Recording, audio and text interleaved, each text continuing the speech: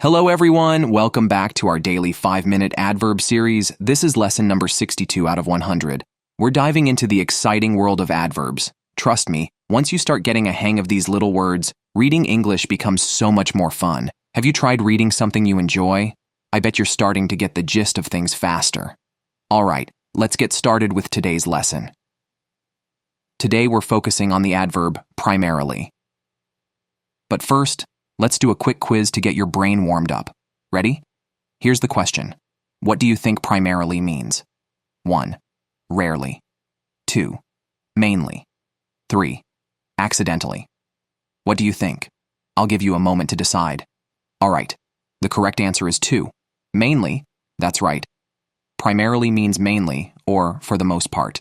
It's all about what's most important, or what comes first. Think of primarily like choosing your favorite ice cream flavor.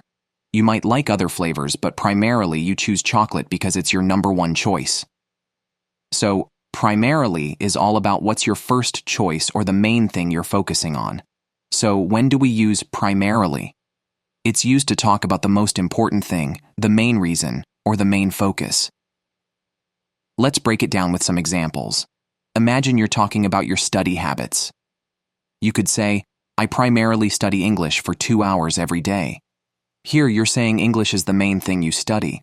Or maybe you're telling a friend about your diet. I eat primarily vegetables because they are healthy. In this case, vegetables are the main food you eat. Now, let's compare primarily with similar words like mainly and chiefly. All these words are quite close in meaning, but there are some small differences. Mainly is very similar to primarily, but it can feel a little less strong.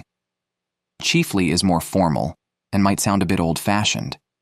But for daily conversation, primarily and mainly are the most common.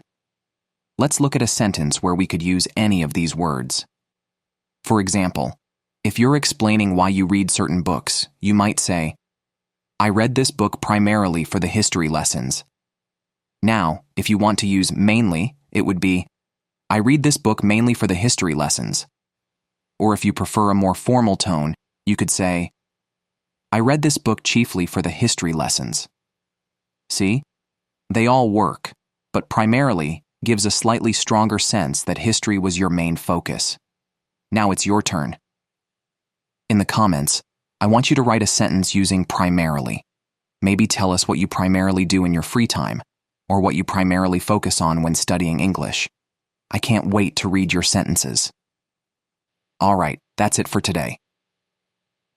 We learned that primarily means mainly, or for the most part. We talked about how to pronounce it, where to place it in a sentence, and how it compares to other similar words. Remember, using adverbs like primarily makes your English more precise and clear. Keep practicing, and soon you'll be using these words without even thinking. Thanks for joining me today, and see you in the next lesson.